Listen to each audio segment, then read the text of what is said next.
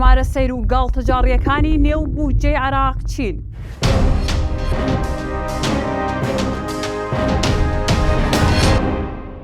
دوجار و دوای 7 مانگ ناکۆکی و قۆڵبادانی یەکتری بودجە 3 ساڵێ 200 ملیاریەکە هاتە نێو ئەو هۆڵەی کە هەموو ناکۆکی عێراقی تێدا کۆبووەتەوە.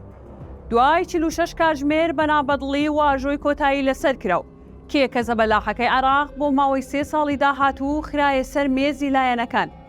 دوای مشتومڕ و ناکۆکیەکانی نێوان کورد و کورد، کورد و شیعە، شیعە و سوننە، چەندین خاڵی سەیر و سەرنجڕاکێش لەنێو ئەو ژمارانەدا بوون کە بۆ هەندێک بوار تەرخان کرابوون.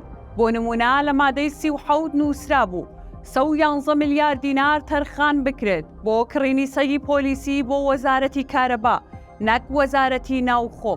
دۆخی کارەبای بەغدا و ناوچەکانی خوارو لە 24 کاتژمێر تەنها توانای پێدانی 5 کاتژمێر کارەبایان هەیە، بەڵام بە بەهای 111 ملیار سەگ و 170 ملیار ئۆتۆمبیل و 70 ملیار بۆ میوان تەرخان کراوە.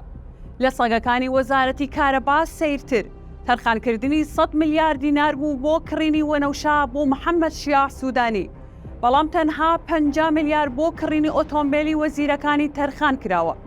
ژمارەیەکی تری سەرنجڕاکێش کە پەرلەمانتاران سەرنجیان خستە سەر تەرخانکردنی 50 ملیار دیناری ساڵانە بوو بۆ خەرجی میوانداری و زیارەتکارانی نەجەف و کەربەلا لە کاتی بەڕێوەچوونی مەراسیمەکانی تاسوعا و ئاشورا.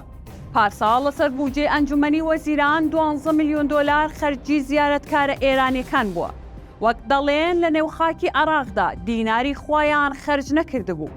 تەنانەت نیوەڕۆیان قۆزی و ئێواران ماسیان بۆ ئامادە کرابوو.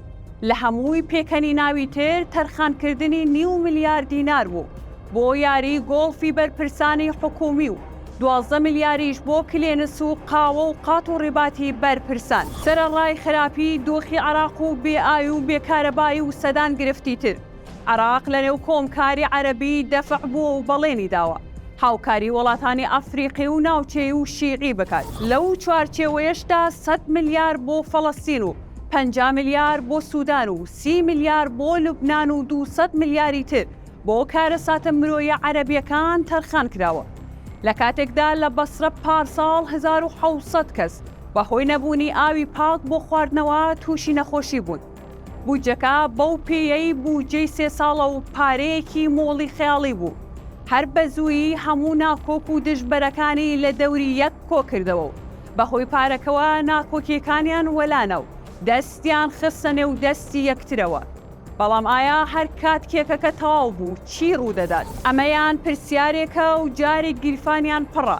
هەر کات بەتاڵ بووە ئەو کات قسەی لەسەر دەکەینەوە.